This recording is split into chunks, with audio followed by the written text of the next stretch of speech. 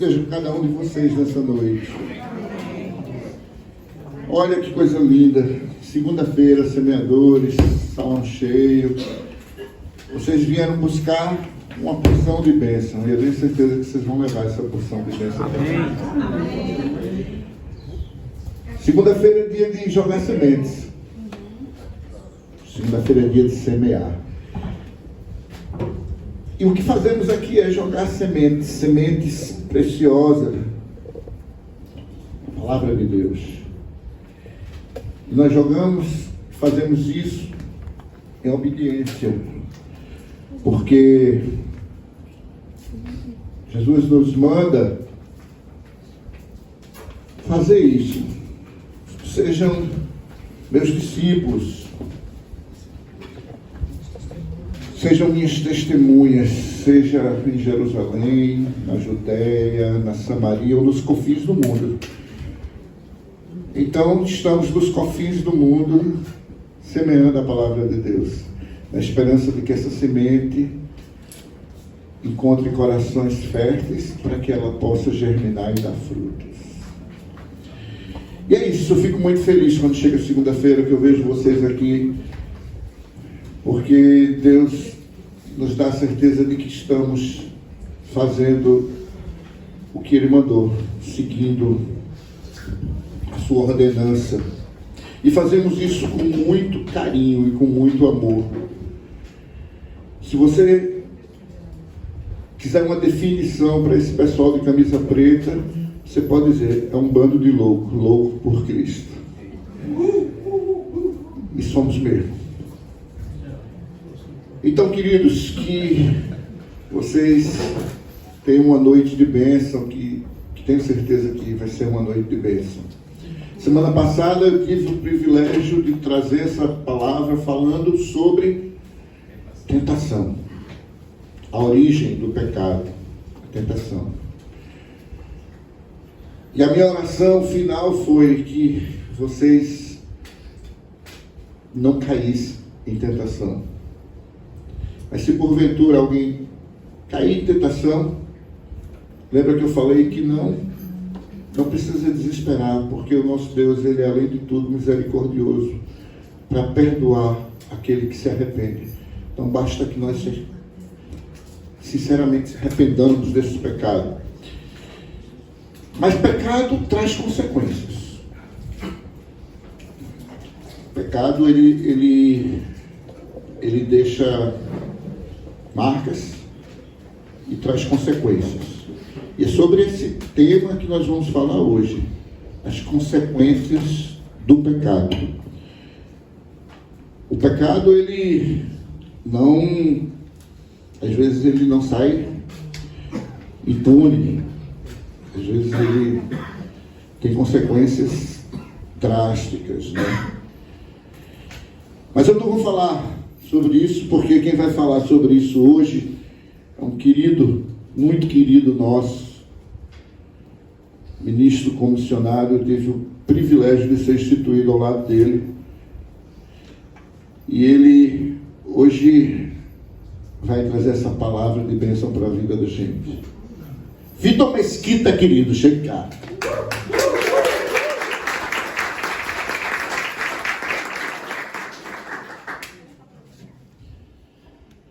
Todo mundo conhece o Vitor aqui? Quem não conhece? Alguém não conhece o Vitor? Todo mundo conhece, né?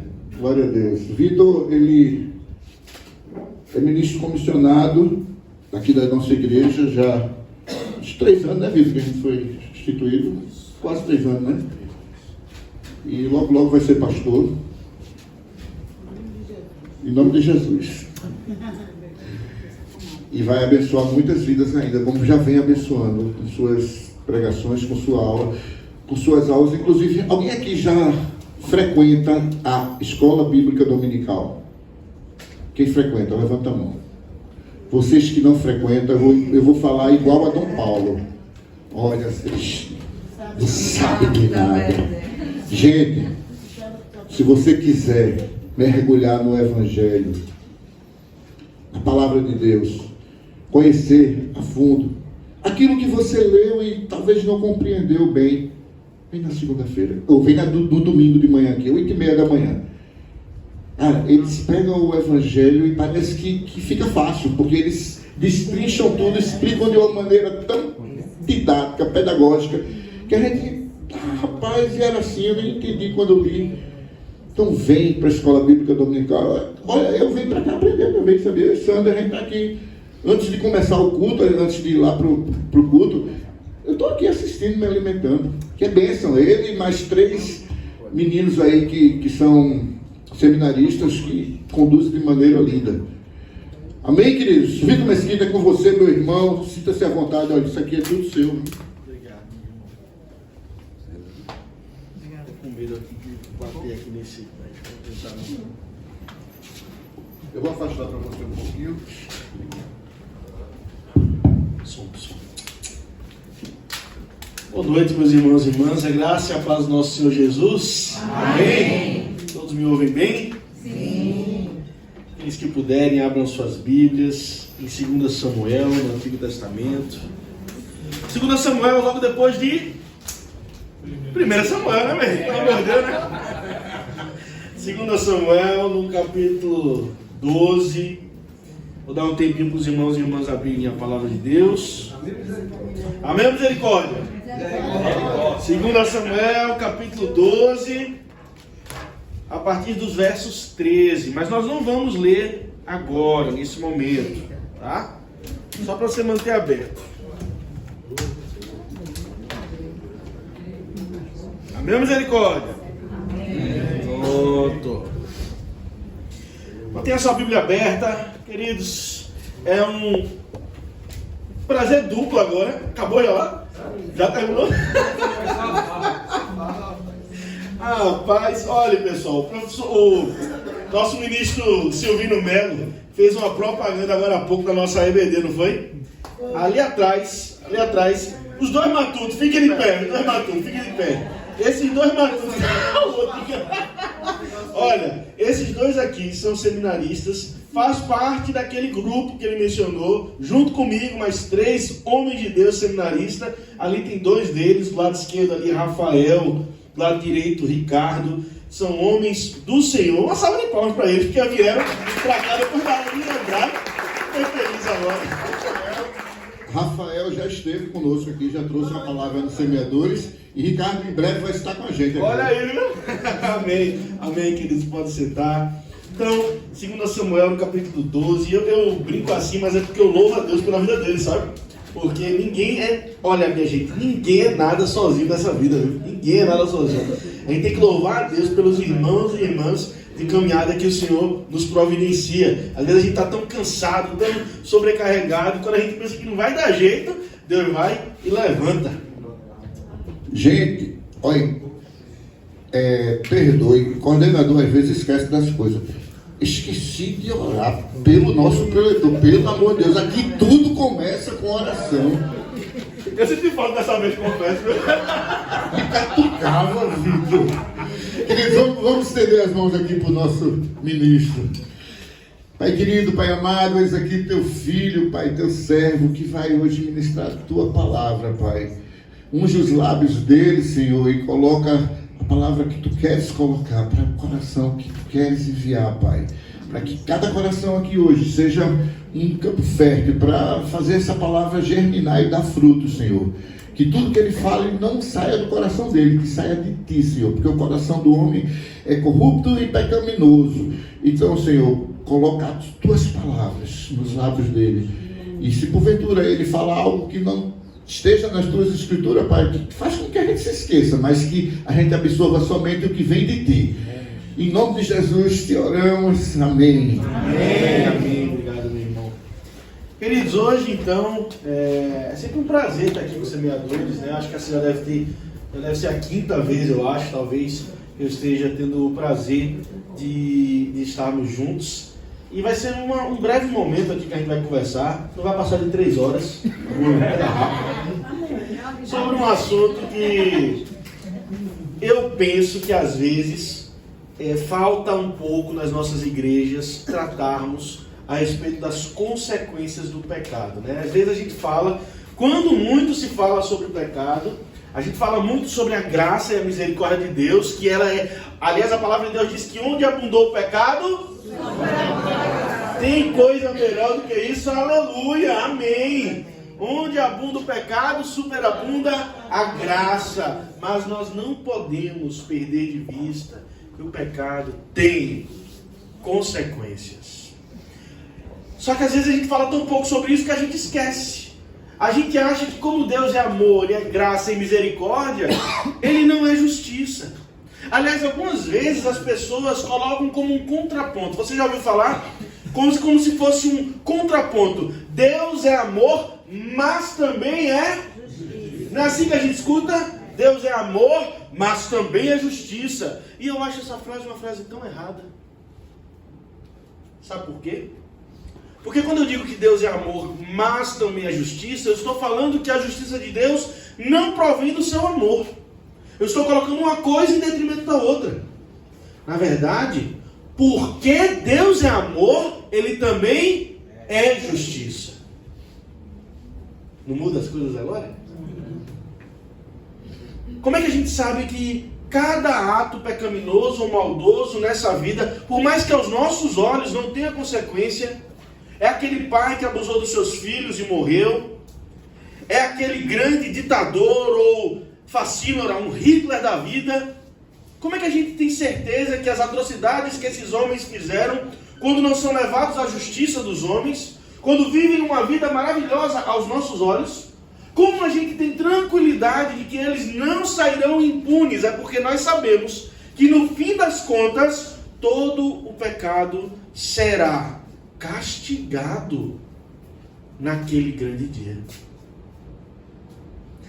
Mas a gente geralmente pensa nas consequências do pecado desses grandes homens ruins, não é verdade? Mas e as consequências dos nossos próprios pecados? Os meus e dos seus. Quando nós plantamos maçã, a gente pode reclamar de estar nascendo maçã naquela plantação? Não. Quando eu planto maçã, vai nascer o quê? Mas a gente reclama sempre quando planta maçã e está colhendo maçã. A gente espera laranja. E a gente costuma culpar a Deus dos nossos próprios pecados, das nossas próprias falhas. E a gente diz: Senhor, por que eu estou vivendo isso? Por que isso está acontecendo? Quando na verdade nós olhamos para o nosso próprio umbigo e percebemos que estamos vivendo apenas a consequência dos nossos próprios atos. É sobre isso que a gente vai falar um pouco aqui nessa noite. Eu pedi para vocês abrirem em 2 Samuel, no capítulo 12. Nós vamos ler um pequeno trecho. Esse trecho, no capítulo 12 de 2 Samuel, versículos 13 a 18, fala da confissão de Davi quando ele é confrontado pelo profeta Natan, diante do pecado dele. E antes de ler, eu quero falar para vocês que talvez você não conheça a história, mas se você conhecer a história, ainda assim eu quero relembrá-lo. No capítulo 11, aqui de 2 Samuel, a gente vê que o rei Davi, numa época em que estavam em guerra, e era costume dos reis irem para a guerra, nessa época, ao invés do rei Davi assumir sua responsabilidade como rei e ir para a guerra, diz a palavra que ele estava dormindo até tarde. O que significa dormir até tarde? Perder a hora. Perder a hora é só se ele tivesse compromisso, né? Mas ele não tinha compromisso nenhum, porque diz aí em 2 Samuel 11 que ele acordou de tarde e foi o quê? Passear pela varanda. Ele estava fazendo o quê, minha gente? Vadiando. O povo dele estava em guerra, mas ele estava tranquilo, como se nada. E aí, mente vazia, oficina do diabo. Ele olha para Batseba, que ele não sabe quem é, uma mulher se lavando, talvez em um ritual, num ritual de purificação, não sabemos. Mas ele olha para aquela mulher, aquilo chama a atenção dele, ele diz: quem é aquela mulher? Procurem saber quem é. Aí informam para ele: aquela mulher é Batseba, esposa de Urias. Urias era um grande servo de Davi e também um grande servo do Senhor, que estava em guerra. Ele estava na guerra lutando pelo rei Davi e pelo reino que era de Davi. Ora, quando Davi olha para a mulher, se encanta por aquela graça tomando banho, e não sabe quem é, deseja, chama, procura saber quem é. Quando ele descobre, qual era a opção que ele tinha agora? Opa, essa aqui é casada. Não, agora eu já sei quem ela é. Eu não, vou meter com mulher casada. Sou doido? Mas o que é que ele faz? Não, sou doido o quê? Eu sou rei. Chama ela aqui. E chama-se Batseba, e ele deita com Batseba. E eu vejo muitas pessoas falando sobre como Batseba era danadinha. Essa aí era danadinha. Queria pegar o rei. Sabe onde é que você não vai ver isso? Na Bíblia. Na Bíblia é falado que o rei Davi pecou. É possível, inclusive, que ele tenha estuprado. Preste atenção. É possível que o rei Davi tenha estuprado Batseba. A Bíblia não deixa claro isso. Mas a Bíblia deixa claro que quando a Bíblia fala sobre Batseba, sabe como é que a Bíblia representa Batseba? Como uma cordeirinha que foi roubada da sua casa. Quando o profeta Natan confronta o rei Davi, aí no capítulo 12, depois você lê em casa, ele conta uma história. Ele diz: rei, porque Davi chama, adultera, ela engravida. Então, na sequência, Davi manda chamar o marido dela, Urias, e diz: Urias, você está cansado, vá deitar com sua mulher. E Urias diz: não vou deitar não, por quê? Porque estamos em guerra. Eu jamais farei isso, rei. Aí Davi pensa e diz: e agora, o que eu faço? Vem cá, vamos fazer uma festa aqui. Vamos dar vinho para esse homem. E mete cachaça no homem. O homem fica bêbado. Aí Davi diz: agora pronto. Vou botar ele para dormir com a mulher que ele está bêbado. E ainda que ele não durma, ele não vai nem o quê?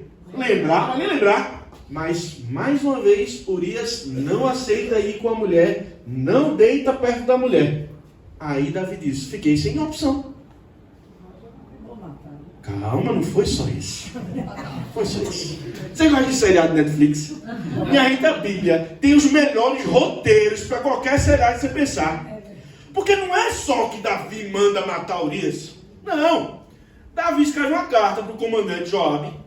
Nessa carta diz: olha, mande Urias na frente da batalha para morrer. E ele entrega essa carta para ser enviada para o comandante através das mãos de quem? De Urias. Olha a maldade no coração. O que começou só com uma olhadinha, terminou com um homicídio. Consequências do pecado. Eu apontei para cá porque tinha uma telinha antes passando consequências do pecado, agora tem a Bíblia, entendeu? Tá tudo certo. Consequência do pecado. O profeta Natan então conta uma historinha. Olhe, um homem entra, está aí no capítulo 12. Vamos ler. Diz aqui no capítulo 12, versículo 1. O Senhor enviou Natan a Davi. Quem é que enviou Natan a Davi? O Senhor. O Senhor envia os seus profetas. É o Senhor que envia o profeta para confrontar o meu e o seu pecado. Chegando Natan a Davi, disse-lhe: havia numa cidade, olha a historinha, 2 homens, um rico e outro pobre. O rico tinha ovelhas e gado em grande número, mas o pobre não tinha coisa nenhuma, senão uma cordeirinha que comprara e criara. E que a sua casa, e que cresceu em sua casa, junto com seus filhos, comia do seu bocado, do seu copo bebia, dormia nos seus braços, e ele a tinha como filha. Um viajante veio ao homem rico, mas esse não quis tomar das suas ovelhas, nem do gado para dar de comer ao viajante, mas tomou a cordeirinha do homem pobre e a preparou para o homem que lhe havia chegado. Olha que coisa interessante.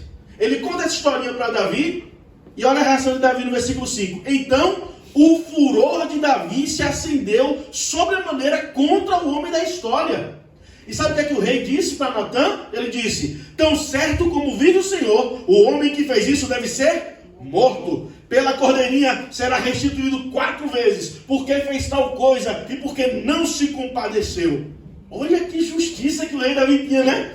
Quando ele escuta aquela história, ele se enfurece. Ele diz que é absurdo. E não é assim quando eu e você sabemos dos pecados dos outros? Que coisa terrível! Tem que pagar! E tem que pagar caro! E foi assim que o rei Davi fez. Aí Natan. Então disse Natan a Davi no versículo 7: tu és o homem. Eita, eu gostei. Eita, tu és o homem. Olha que plot twist. Olha que reviravolta. Davi ali caiu a ficha. Eu sou o homem dessa história. Consequência número 1 do pecado aqui, que eu nem ia falar disso, mas eu vou falar para vocês. O pecado faz a gente parar de enxergar bem a um palmo de distância. Porque a gente, lendo essa historinha, tinha certeza que era fácil entender quem era o autor dessa história. Quem era o camarada que roubou a cordeirinha? O rei Davi. Mas quem está em pecado não consegue enxergar que está no lamaçal. Ainda que alguém diga, você está no meio do lamaçal, você não consegue ver a 5 palmos de distância. O pecado obscurece a nossa vista. O pecado faz com que vocês que precisam de óculos, assim como eu, para ler ou para enxergar bem, o pecado é como tirasse os nossos óculos e mais, fechasse os nossos olhos. Nós paramos de ver o que é óbvio quando nós estamos vivendo em pecado. Mas então, aí vamos lá para o versículo 13. Porque quando Davi é confrontado com o seu pecado pelo profeta Natan, ele reconhece. Mas veja, é muito interessante isso, porque às vezes as pessoas pensam que como Davi só reconheceu na hora que foi confrontado, ele não teria tido um arrependimento sincero. Mas isso não é verdade. Isso não é verdade. Olha só, versículo 13. Então, disse Davi a Natan, pequei contra... Então, o primeiro ponto aqui, o pecado, ele é primeiramente e principalmente contra Deus. O pecado é contra um Deus eternamente santo, eternamente justo, eternamente glorioso. Às vezes você não consegue entender porque o pecado é tão grave. É porque o nosso pecado não é contra somente eu, contra o meu irmão aqui. É contra porque eu e ele somos falhos, somos pecadores. Mas o pecado é primeiramente contra um Deus que é totalmente santo, infinitamente justo e digno de toda honra e de todo louvor. Daí a gravidade do pecado. E Davi reconhece, não pequei só contra Urias, não pequei só contra Batseba, antes de tudo e primariamente eu pequei contra Deus. E aqui a gente vê que o coração dele, quando confrontado, revela um arrependimento sincero. E como é que a gente sabe que o arrependimento de Davi foi sincero? Disse Natan a Davi, também o Senhor te perdoou o teu pecado. Ora, Deus é enganado pela nossa oratória? Deus é enganado pelos nossos olhinhos, que sabem fingir muito bem? A gente sabe fingir o tom de voz, a gente sabe fingir na nossa forma de vestir, de agir. A gente finge muito bem, meu irmão. Mas você pode ser o ator digno de um Oscar. O seu som do teu coração. O seu som do meu coração. Então, quando Natan diz, o Senhor te perdoou, é porque o arrependimento de Davi foi sincero. E glória a Deus que nós temos um Deus que, quando nos arrependemos, perdoa os nossos pecados. Contudo, versículo 14. Mas posto que com isto desse motivo a que blasfemassem os inimigos do Senhor, Davi, como você foi causa de escândalo, Davi, como as pessoas agora vão blasfemar o nome santo do Senhor, porque você é rei de onde? Rei de quem? Do povo de Deus. Do povo de Deus. E você deu causa para que a desgraça viesse por sua vida. Também o filho que te nasceu morrerá. Então Natan foi para sua casa. Continua assim. E o Senhor feriu a criança que a mulher de Urias dera à luz a Davi. E a criança adoeceu gravemente. Buscou Davi a Deus pela criança, jejuou Davi, e vindo, passou a noite prostrado em terra. Então, os anciãos da sua casa se achegaram a ele para levantar ele da terra, porém ele não quis e não comeu com eles. Ao 7º dia, morreu a criança. Preste atenção, o Senhor perdoou Davi? O Senhor perdoou Davi. Mas o Senhor não tirou a consequência do pecado de Davi.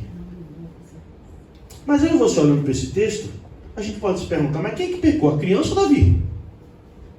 Davi. E por que então a criança foi morta? O sofrimento foi dele. Olha que coisa interessante. Nem sempre as consequências do meu e do seu pecado serão necessariamente contra nós mesmos, mas às vezes contra quem nós mais amamos. Preste atenção. Visita a iniquidade. Eu não vou entrar por aí, meu irmão, mas eu vou entrar por outro caminho, que é o seguinte: quando eu decido adulterar, não necessariamente eu vou ficar triste porque eu adulterei, eu vou ficar muito feliz, alegre, viver uma vida maravilhosa com a minha segunda, terceira esposa, ou namorada, ou seja lá quem for. E aí um dia sou descoberto pela minha filha, pela minha então esposa, mas eu estou bem, eu estou feliz, eu estou alegre. E eu acabei de desgraçar toda a minha família por uma noite, por um prazer, por um momento. Ou a gente não conhece várias histórias assim.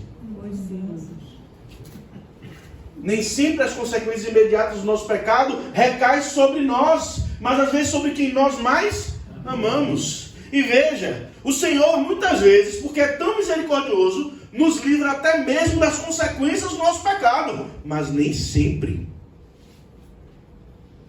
E Davi era um homem segundo o coração de Deus.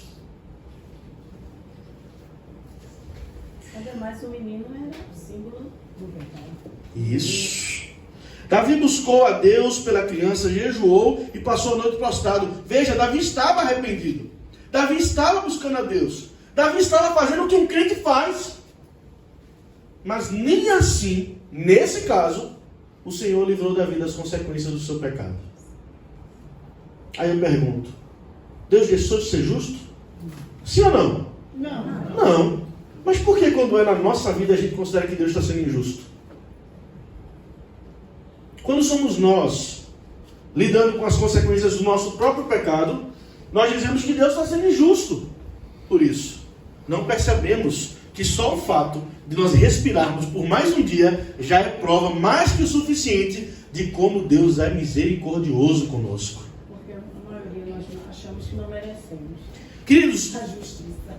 exato. O que é o pecado? O que é pecado? Ofensa contra o Pai. 1 João capítulo 3, versículo 4.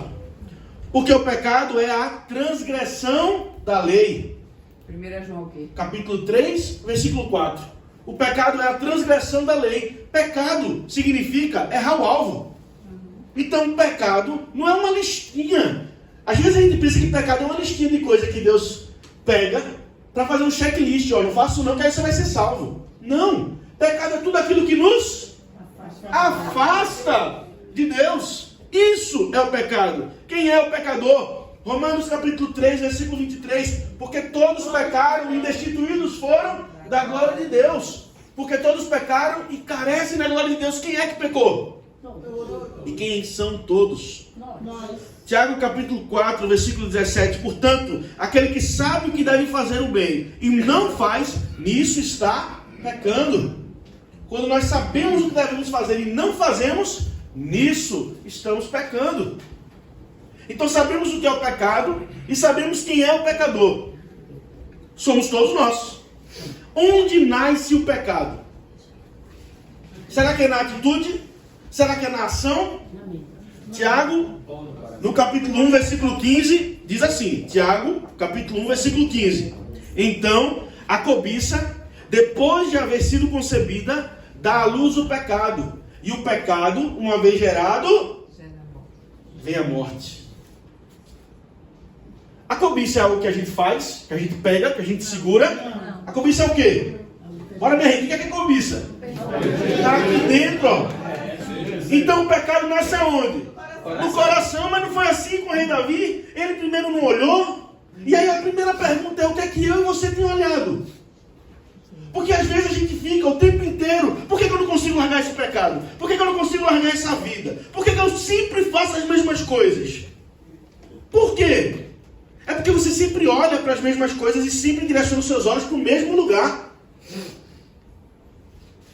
Se você sabe que o que te faz pecar, o que te faz perder o controle sobre a bebida, é o fato de beber, não dê o primeiro gole. Ah, mas o meu irmão pode dar o primeiro gole. Sim, porque ele não se perde na bebida, mas você se perde. Se você sabe que não consegue ficar com o celular, mesmo casado, casada, noivo, noiva, você sabe que você não consegue ficar no celular, sem ficar olhando, curtindo foto de mulher, de homem, por aí. Então qual é o remédio? Qual é a solução para você lutar contra o seu pecado? Não é nem não ter o celular, não ter aquele aplicativo. Abre mão do teu Instagram. Abre mão daquela série da Netflix.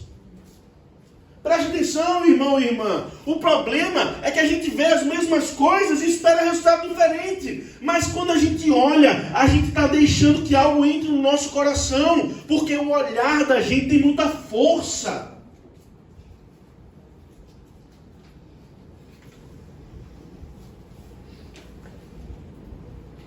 Então a cobiça que é gerada no coração, ela vem, nasce e dá luz ao pecado. E o pecado, uma vez consumado, gera a minha e a sua morte. Então qual é a primeira consequência do pecado que está aqui? A morte. A morte espiritual. Mas vamos ver agora em ordem. Vai para Gênesis, capítulo 3. Vai lá para Gênesis, capítulo 3, porque eu gosto de Bíblia, viu?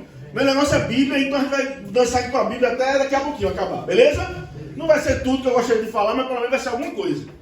Gênesis, capítulo 3. Em Gênesis, no capítulo 3, a gente tem um relato da queda.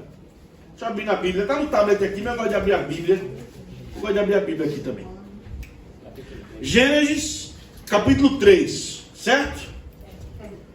Eu quero que você note uma coisa. Você já percebeu qual foi a primeira coisa que o Senhor disse, registrado na Bíblia, para a humanidade? Volta aí para o capítulo 2. Versículo, deixa eu ver, não, acho que é no 1, né? Aqui, Gênesis 1, versículo 28, logo depois de Deus criar o homem à sua imagem, a imagem de Deus o criou. Veja a primeira coisa registrada na Bíblia que Deus falou para a humanidade. Gênesis 1, versículo 28. E Deus os abençoou e lhes disse...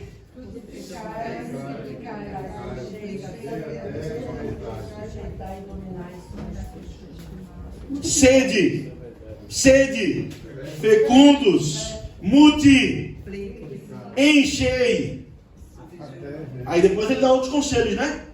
Você já notou alguma vez na vida que as 3 primeiras coisas que Deus disse para a humanidade foram na área sexual? Presta atenção. Sede, fecundos. O que é ser fecundo? Namore, meu filho, namore muito, seja fecundo. O que é multiplicai-vos? Se não entendeu a primeira, namore mais. Namore, meu filho. Você está aí com Eva, a Eva você está com Adão, é para namorar. E se não entendeu ainda multiplicar, eu já vou dizer ainda mais. Enchei a terra. Não é namore pouco, não, é muito. Encha muito. Aliás, a palavra diz que os filhos são flechas para os pais. Flechas, bênçãos. Hoje em dia o negócio é a gente ficar fazendo conta para saber se dá para pagar um filho, 2 filhos, 3 filhos. Bênção. Filho é bênção, não é maldição não. Você não faz conta, você não faz conta de padaria por causa de um filho e uma filha não. Herança do Senhor são os filhos. Olha aí os conselhos de Deus, os primeiros, na área sexual. Aproveitem. Eu fiz isso para vocês. Aí hoje a gente fala de sexo como se fosse uma coisa podre, como se fosse uma coisa suja. Sabe por quê? Porque eu e você brincamos tanto com o pecado que hoje nós chamamos pornografia de sexo. Pornografia não é sexo, adultério não é sexo, orgia não é sexo. Tudo isso é lixo diante do que Deus preparou para o seu povo. Porque o que Deus preparou para a gente foi um ato sexual. Dentro de um casamento sai o homem e a mulher das suas casas, juntos se formam uma só carne. E o que é que a gente faz? Carne moída. É assim que a gente faz. Carne moída. E vai um, vai outro, é assim, a vida é essa. E não pense que sai da porta da igreja para fora, não. Muitas vezes sai da porta da igreja para dentro, meu irmão. Vai ter um efeito sonoro aí, né? Meu irmão, veja bem. Por que eu estou dando essa ênfase agora? Porque eu quero que você vá agora para Gênesis 3. Quando a serpente engana o homem e a mulher, e eles comem do fruto proibido, veja o versículo 7 do capítulo 3. Abriram-se então os olhos de ambos, e percebendo que estavam nus, coseram folhas de figueira e fizeram cintas para si. A primeira ação do pecado foi deturpar a nossa sexualidade. Porque eles estavam nus antes. Mas agora eles tinham vergonha disso. Agora ele olhava para a mulher e a mulher olhava para ele. E até hoje é assim. A gente olha para o outro com um desejo, com um sentimento de estranheza. Ou nós olhamos para o nosso próprio corpo e nós não gostamos do que vemos. Tem sempre um nariz para ser mudado, um seio para ser ampliado ou diminuído. Tem sempre algo que a gente precisa mudar o tempo inteiro no nosso corpo, porque nós precisamos ser o que a internet, o que a propaganda nos diz que nós devemos ser. E nós não reconhecemos que somos o que Deus quis que nós somos, sejamos, fôssemos. A palavra diz em Gênesis capítulo 1, versículo 26, que o Senhor nos criou à sua imagem e semelhança. Mas nós o tempo inteiro estamos insatisfeitos, envergonhados, entristecidos com o que Deus nos deu. É sempre pequeno demais, grande demais, desconforme demais, pouco demais, muito do que além do que precisava. A primeira área que o pecado atingiu, e a primeira consequência, foi a deturpação da nossa sexualidade. Mas veja agora o capítulo 3, versículo 10 de Gênesis. Depois que o Senhor pergunta, onde estás? Ele respondeu, ouvi a tua voz no jardim. Antes, ouvir a voz do Senhor no jardim era um privilégio, uma alegria. Chegou o nosso Deus, nosso Criador. Vamos nos relacionar com Ele, que bênção. Ouvir a voz do Senhor antes era uma maravilha. Aí agora, ouvi a tua voz no jardim, e porque eu estava nu, tive medo e me escondi. Segunda consequência dessa noite do pecado, o pecado traz culpa e vergonha. Culpa e vergonha para mim e para você. Escondendo da presença de Deus. Às vezes a gente não quer abrir a Bíblia, porque a gente sabe que vai ser confrontado por conta da vida que a gente tem levado. Às vezes você não quer vir para a igreja, porque você sabe que você vai ser confrontado. Você sabe que você não está vivendo a vida que deveria. Aí você está fazendo a escolha pela pior parte. Porque a melhor parte é ouvir a voz do Senhor. É entender que Ele tem algo para te dar melhor do que o pecado que você tem consumido. O que Deus tem para mim e para você, meu irmão, é muito maior do que qualquer ato pecaminoso que nós insistimos em estar vivendo. Mas Satanás faz com que você pense que aquele esgoto escondidinho, onde você se alimenta, é melhor do que o banquete que o Senhor tem para te dar. E até quando eu e você vamos permitir viver essa consequência, cheio de culpa e de vergonha, enquanto nos alimentamos do esgoto que Satanás tem para nos dar? Até quando? Terceira consequência está em Gênesis capítulo 3, versículo 23. O Senhor Deus, por isso, o lançou fora do jardim do Éden, a fim de lavrar a terra do que fora tomado. O pecado nos afasta de quem? Do Senhor. Meu irmão e minha irmã, se tem uma coisa para você entender essa noite, se você não lembrar de mais nada, lembre disso. O pecado afasta você do Senhor. Você já percebeu que quando você começa a viver uma vida em pecado, ainda mais quando é aquele pecado ocultinho, escondido, de repente você não sente mais vontade de ler a Bíblia, de repente você não sente mais vontade de vir para a igreja, você não sente mais vontade de ouvir louvor. Isso acontece comigo, viu? Quando eu paro de buscar Deus como eu deveria, como eu sei que eu devo, é engraçadíssimo. Você já faltou um domingo na igreja? Quando a gente está bem, cheio do Espírito, quando a gente falta um domingo, a gente fica triste. Mas quando a gente não está, quando a gente falta um domingo, a gente diz, rapaz, nem que domingo é bom para eu poder aproveitar. O tempo que eu tenho para ir para a praia, para descansar, para dormir. Olha só! E de repente um domingo se tornam 2, e de repente você está 2 meses sem ir para a igreja, e de repente foi um ano sabático. Olha, um ano sabático do Senhor.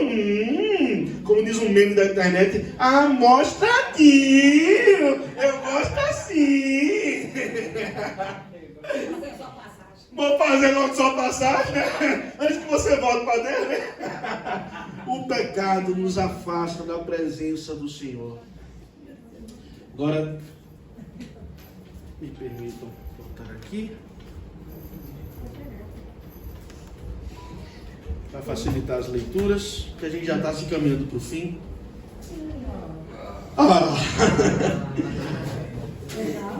O pecado, então, nos afasta da presença do Senhor. Quando eu me sinto... Olha só, essa princesa que está em pé caminhando aqui é a minha prometida.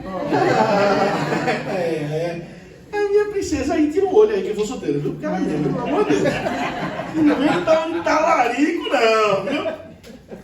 Veja só, ela é minha namorada. Se eu paro de falar com ela, paro de vê-la, fico só trabalhando, estudando, servindo, e paro de comunicar com ela, paro de encontrá-la, o que é que eu vou perder? Desfrutar da companhia. A companhia dela. Olha o que diz Isaías capítulo 59, versículo 2. Você pode ir fazendo as anotações. Isaías 59, 2.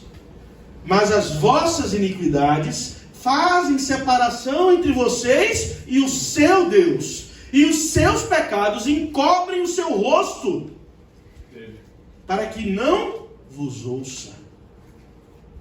Olha que coisa interessante, a gente é afastado de Deus, e o nosso pecado faz separação entre nós e Ele. O que então é a consequência do pecado? A perca da comunhão. Você perde comunhão com quem mais importa. Como é que você diz que ama o Senhor, mas vive deliberadamente, vivendo na prática daquilo que o Senhor abomina, daquilo que o Senhor detesta? O Senhor quer ouvir a tua oração, o Senhor quer abençoar a tua vida, mas por conta do teu próprio pecado e da tua iniquidade, as tuas orações não são ouvidas. Porque nós insistimos em viver de maneira contrária ao que a comunhão com o Senhor, que é santo, exige. Aliás, a palavra diz que o Senhor, que é luz, não se mistura com trevas. Mas você acha que Deus vai passar a mãozinha na minha cabeça para você dizer, não, vem assim mesmo, cheio de pecadinho mesmo, está tudo bem? Claro que não. Porque se Deus fizesse isso, Ele não nos amaria. Porque lembra, Deus é amor e por conta disso Ele também é justiça. Ele é santo, Ele é perfeito, não se mistura com trevas. Eu e você somos chamados para sermos separados, santos, não perfeitos, mas em busca daquele que é perfeito.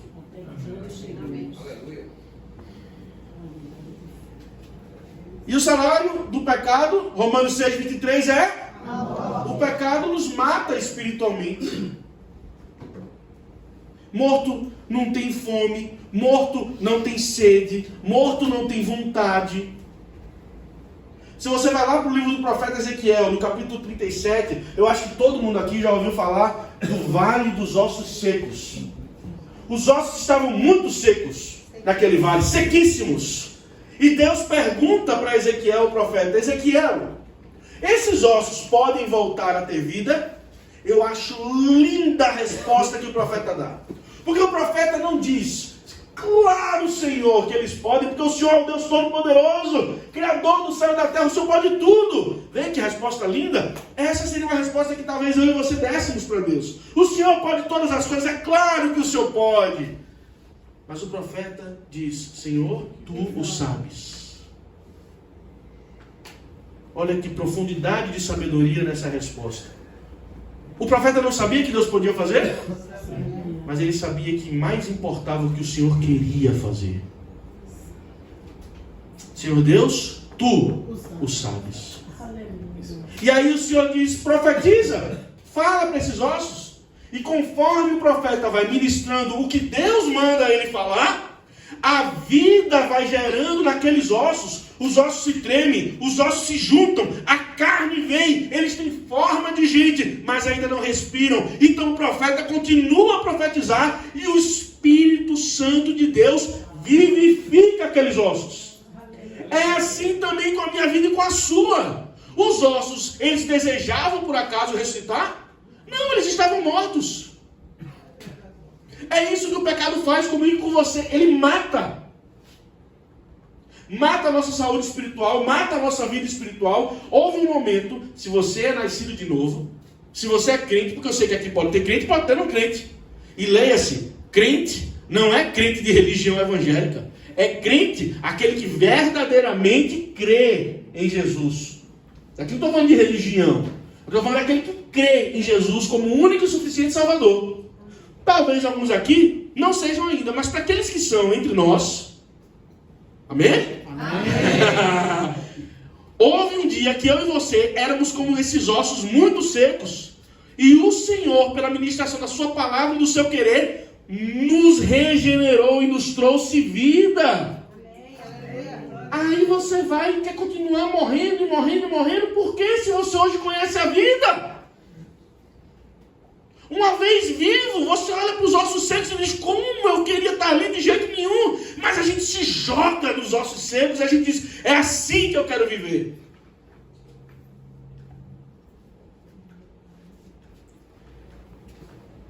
E agora um texto que eu gosto muito, que é a sexta consequência que eu trouxe aqui do pecado nessa noite.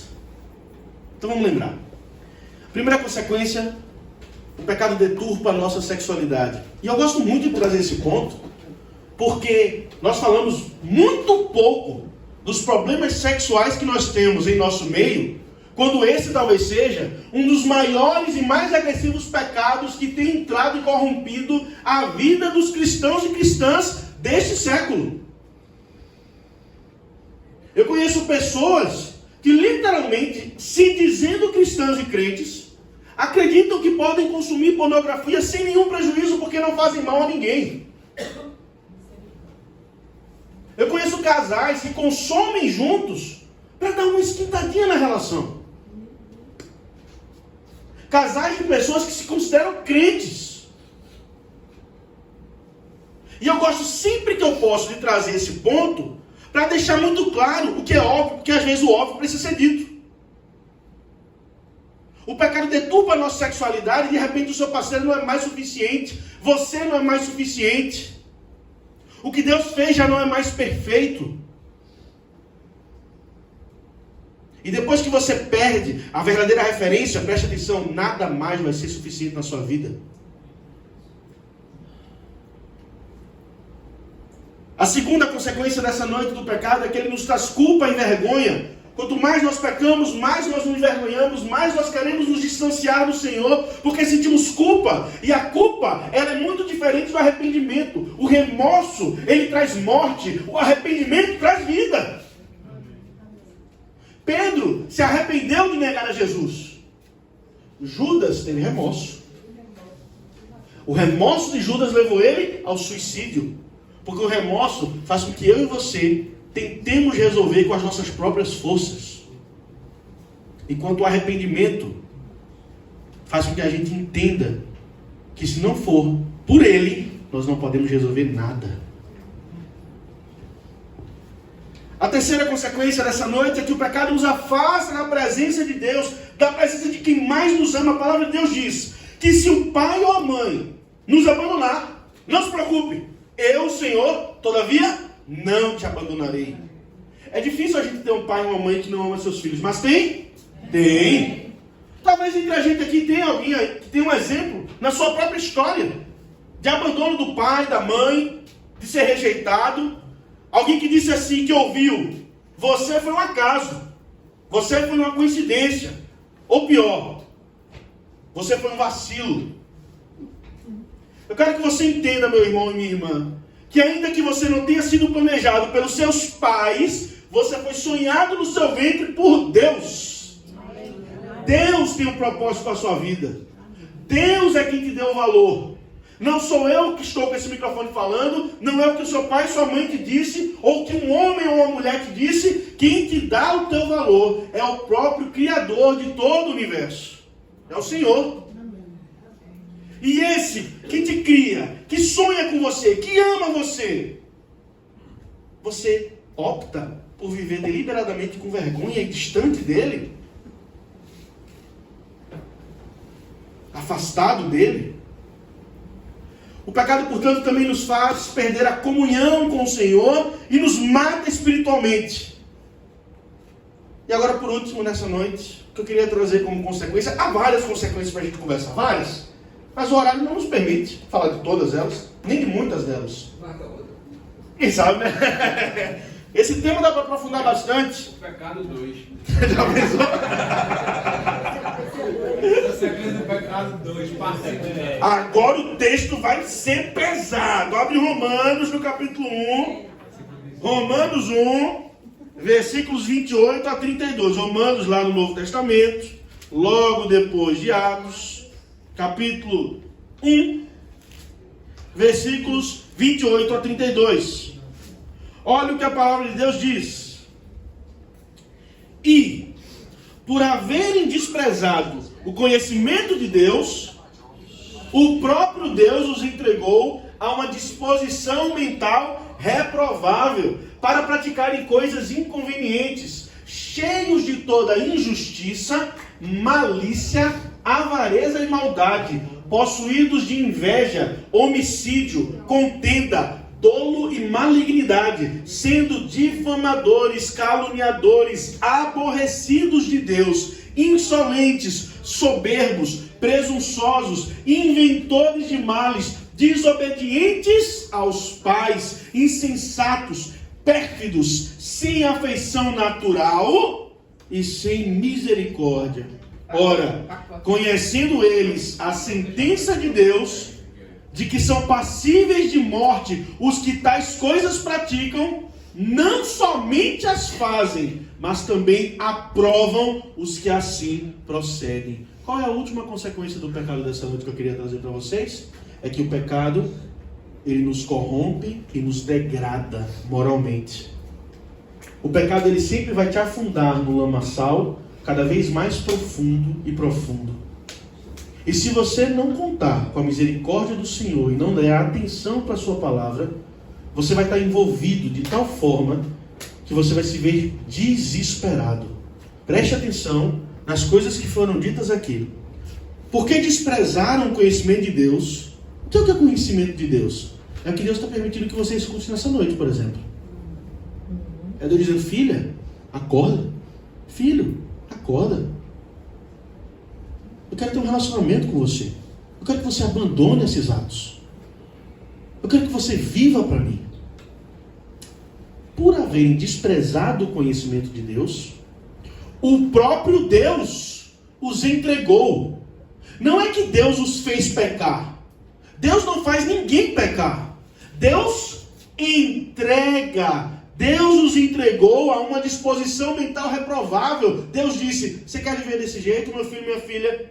É assim que você quer viver? É assim que eu quero viver. Viva. Entrega a Satanás. Viva. É, porque se eu não estou com o Senhor, eu estou com quem? Está entendendo? Deus só está dizendo assim: você não quer viver pela sua própria lei, do seu próprio jeito? Então viva. E veja o que acontece. Vocês vão praticar coisas inconvenientes, vão ser cheios de toda injustiça, vão ser cheios de malícia, avareza. O que é avareza? É meu, o que eu tenho é meu, dou para ninguém. É meu, avareza, retém mais do que é justo. E aquele que retém mais do que é justo, até o que não tem, lhe será tirado. Avareza, maldade, possuídos de inveja. Eu quero que Silvino tenha. Eu quero que Shirley tenha, eu quero que ela tenha, eu quero o marido do outro, eu quero a esposa do outro, eu quero o emprego do outro, eu quero que o outro tenha. Cheio de inveja. Homicídio, morte, contenda, é o tempo inteiro. Leva um para cá, traz uma fofoca para cá, uma fofoca para lá. Está sempre dizendo assim: o que eu posso fazer para movimentar esses semeadores? Ah, tu viu o que Silvino fez? Menino, se eu te contar, Karina, o que o Silvino fez, vamos orar por ele. Estou contando que é para a gente orar por ele. Só contenda de um lado para o outro. Sendo difamadores, caluniadores, aborrecidos de Deus, insolentes, soberbo, nariz empinado. Às vezes você tem o nariz para baixo, mas o coração está aqui, ó, empinado. Aparentemente você é perfeito, santo, humilde, mas o coração cheio de arrogância, cheio de alto tudo, autoconhecimento, autopiedade, insensato, desobediente, sem afeição natural. O que é sem afeição natural? É você viver uma vida na prática homossexual. Simples desse jeito. O que é uma afeição natural? O homem desejar a mulher. E a mulher desejar o homem. E aí você diz, eu conheço, ninguém precisou me falar não, eu conheço gente que diz assim, prática homossexual é pecado.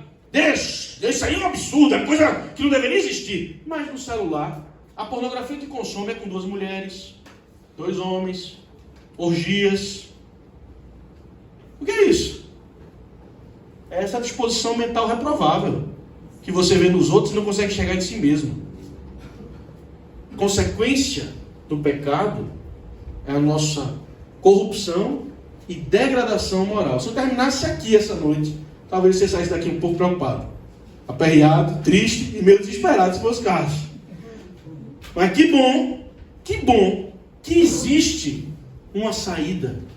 Assim como existiu para a minha vida e para a sua lá atrás, existe hoje para você que se vê no meio desse lamaçal. 1 João, capítulo 1, versículos 9. Capítulo 1 de 1 João, versículo 9. Se confessarmos os nossos pecados, Ele é fiel e justo para nos perdoar os pecados e nos purificar de toda injustiça. Glória a Deus. Você tem que ler isso, né? Vamos ler junto?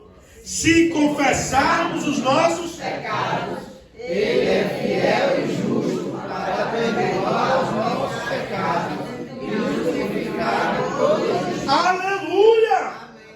Dê glória a Deus, meu irmão. Porque o Senhor perdoa os nossos pecados.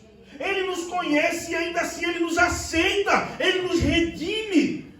Mas é se confessarmos. E confissão tem a ver com coração. Confissão tem a ver com reconhecimento sincero. Confissão é você entender quem você é e quem Deus é. 2 Crônicas, capítulo 7, versículo 14. E aqui eu termino. Se o meu povo, que se chama pelo meu nome, se humilhar e orar e me buscar e se converter dos seus maus caminhos, então eu ouvirei dos céus, perdoarei os seus pecados e sararei a sua terra. Quem é o povo que se chama pelo nome do Senhor? Quem é? Nós. Se esse povo se humilhar, o que é humildade? O que é humilhação? Reconhecer o pecado. Desconsiderem um pouco o barulho do microfone. O sonoplasta está vindo aqui para resolver isso aí. Às vezes a gente pensa que humildade é você fingir que você não tem o que você tem, que você não é o que você é, ou que você não sabe o que você sabe. Vou repetir. Às vezes a gente pensa que humildade é você fingir você não saber o que sabe, você fingir não ter o que tem, e você fingir não ser o que é. Isso não é humildade. Isso é a falsa humildade. É quando eu conheço da Bíblia e alguém diz, Vitor, você sabe da Bíblia? Eu digo, eu não conheço da Bíblia. Quando na verdade eu sei, que eu estudei, que eu li. É quando você é um médico, cirurgião especializado, e eu digo, você sabe fazer cirurgia? Não, eu não. Sempre tem alguém melhor do que eu. Isso é o quê? Falsa humildade. A verdadeira humildade é você ter o que tem, ser o que é, e saber o que sabe, e entender que nada disso te faz melhor do que ninguém. Isso é a verdadeira humildade. E aqui, se humilhar diante de Deus, como foi dito, é reconhecer quem Deus é e quem você é na fila do pão. Quem eu sou na fila do pão. Essa aqui já foi, então vou desligar. Se humilhar e orar. Orar é falar, é conversar, é abrir a boca e falar com o teu pai. E me buscar. E se converter dos seus maus caminhos. Você entendeu que isso aqui não é uma coisa ou outra? Você entende que isso não é uma coisa ou outra? É uma coisa junto com a outra, junto com a outra. Eu quero emagrecer. Se eu só fizer exercício e continuar comendo errado, como muitas vezes eu como, eu não vou emagrecer. E se eu só comer, mas não me exercitar, não necessariamente eu vou emagrecer. Mas se eu fizer junto, aí eu vou emagrecer. Aqui é a mesma coisa. Você se humilha, ora, busca, converte-se dos seus maus caminhos, aí sim, então o Senhor ouve dos céus, perdoa os pecados e sara a sua terra. Meu irmão, minha irmã, se você nessa noite se viu um pouco desesperado, porque tem vivido as consequências dos seus próprios pecados lá de trás, se você se viu um pouco desesperado, porque às vezes você diz, eu não sei mais como sair disso aqui, eu sei que eu errei, mas eu me arrependi, e eu não consigo sair dessa vida que eu estou vivendo. Confie no Senhor, porque Ele vai sarar a sua terra. Confie em Deus e entregue tudo nas mãos deles, que a paz que excede o entendimento guardará o seu coração em Cristo Jesus. Você vai dizer, filho, filha, aquele foi um outro momento na sua vida. Agora, nem olhos viram, nem ouvidos ouviram o que Deus preparou para aqueles que o amam. Amém. Amém.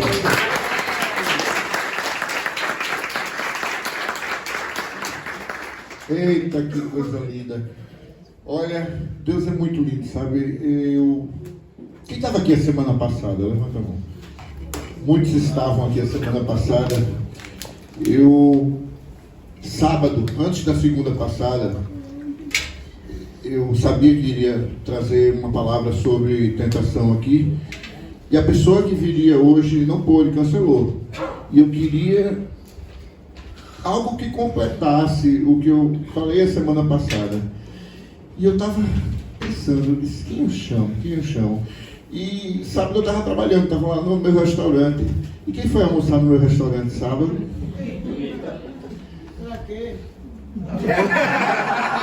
Quem foi que mandou? Quem foi que mandou? Gente, quem estava aqui, muitos... O soldado nem estava no quartel. Amém. E ainda assim caçou serviço. Olha, se alguém não entendeu o que eu falei a semana passada, hoje entendeu tudo. Muitos dos versículos que eu coloquei a semana passada, Vitor colocou e explicou de maneira maravilhosa hoje. E eu agradeço a Deus por ter trazido o Vitor hoje para cá, porque ele trouxe um complemento da minha pregação da semana passada. Foi lindo, foi perfeito. Eu espero que vocês tenham muitas perguntas, porque eu não tenho nenhuma. Senão a gente vai direto para o lanchilo. Eu tenho, viu? Agora, antes de começar a perguntas e respostas do debate, eu queria agradecer a vocês que estão assistindo a gente pela internet. Dizer que esse momento de debate é exclusivo para quem frequenta semeadores presencialmente. Se você quer participar desse momento, vem na próxima segunda. Amém? Eu nem sabia que vocês estavam aí, por isso que eu não olhei para vocês. Eu pensava que era só na gravação. Deus abençoe.